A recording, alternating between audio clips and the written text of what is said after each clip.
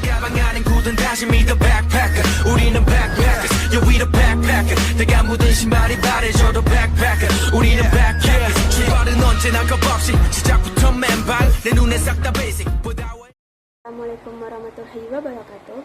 Perkenalkan, nama saya Rahayu Rizky Putri dengan NIM 2431677. Saya akan menampilkan presentasi untuk memenuhi tugas Geologi Indonesia dengan dosen pengampu Bapak Dipo Kesario SDME. Saya akan membahas mengenai tatanan geologi Sulawesi Barat dan Sulawesi Selatan. Baiklah. Pertama-tama saya akan membahas mengenai geologi regional Sulawesi Selatan dan Sulawesi Barat.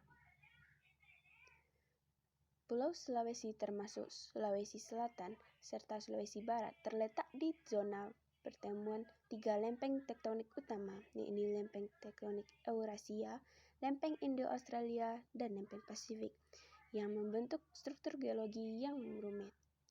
Pemekaran yang terjadi pada tersier awal membawa angin dari timur Kalimantan ke wilayah Pulau Sulawesi sekarang, di mana rifting dan pemekaran lantai samudra di Selat Makassar pada masa Paleogen. Dalam membahas geologi regional Sulawesi Selatan dan Sulawesi Barat, kita akan fokus pada tatanan tektonik, stratigrafi, sejarah geologi, serta kondisi dan peristiwa geologi terkini. Sulawesi merupakan pulau dengan dinamika geologi yang kompleks akibat pertemuan berbagai lempeng tektonik. Dalam memahami aspek-aspek tersebut sangat penting untuk pemanfaatan sumber daya alam, mitigasi, bencana, serta perencanaan pembangunan yang berkelanjutan. Selanjutnya, saya akan menjelaskan mengenai tatanan tektonik Sulawesi, evolusi dan proses utamanya. 1. Konvergensi lempeng mikro.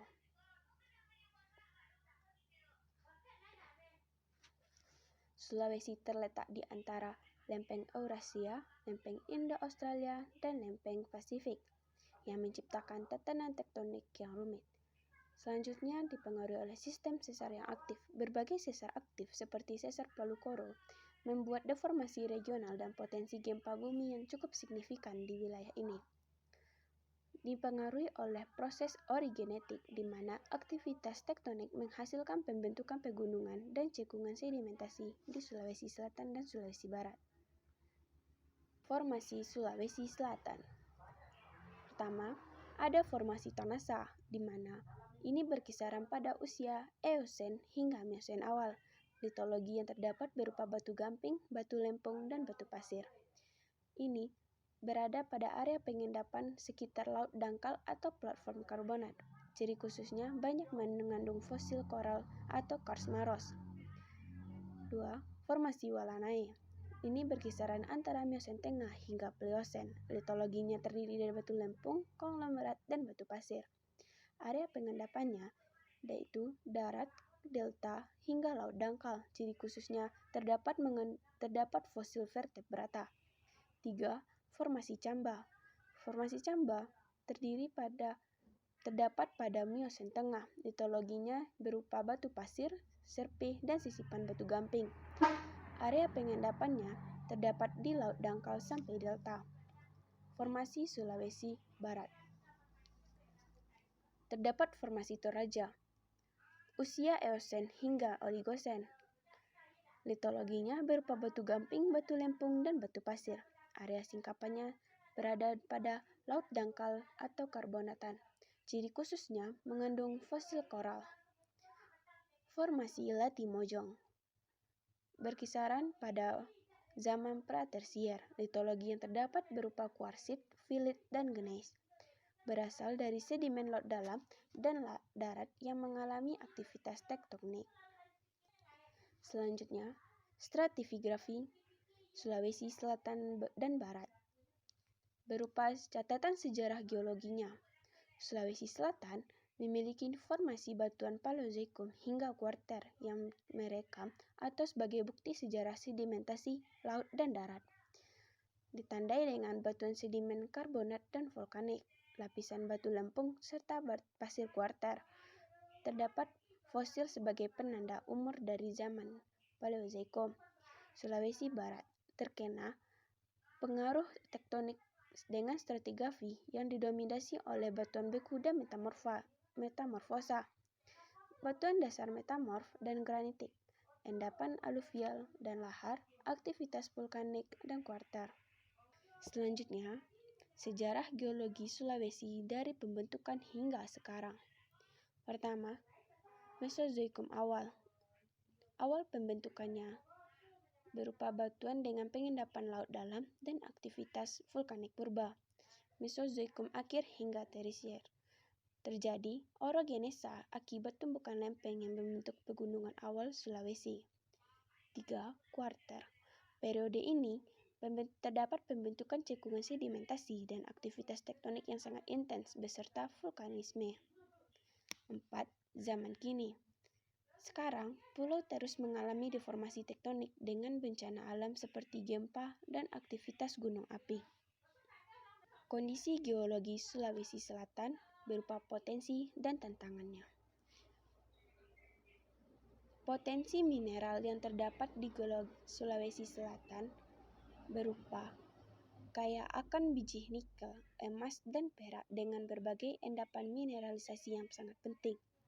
Resiko geologinya rentan terhadap gempa bumi dan tanah longsor akibat aktivitas sesar yang aktif dan curah hujan yang cukup tinggi. Pengembangan infrastruktur butuh kajian geoteknik yang mendalam untuk pembangunan jalan bendungan dan pemukiman aman. Selanjutnya, kondisi geologi Sulawesi Barat berupa sumber daya alam dan bencana. Sumber daya mineral yang terdapat di Sulawesi berupa cadangan emas, perak, bahan galian yang berpotensi untuk dikembangkan yang akan membantu kemajuan dari Pulau Sulawesi Barat tersendiri. Aktivitas vulkanik. Terdapat gunung api aktif seperti Gunung Soputan yang memberikan risiko dan peluang energi panas bumi. Terdapat ancaman bencana, di mana zona rawan gempa dan longsor mengharuskan kesiapsiagaan mitigasi bencana terpadu.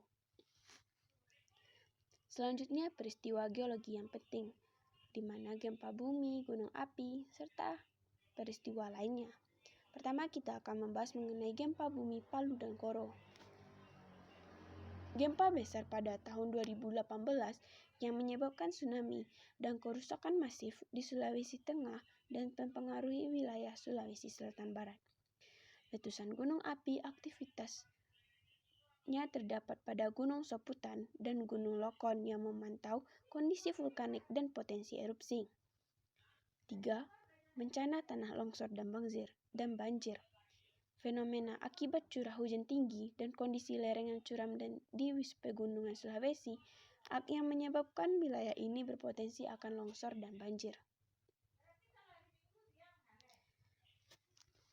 Kesimpulannya, berupa implikasi geologi regional bagi pembangunan yang berkelanjutan.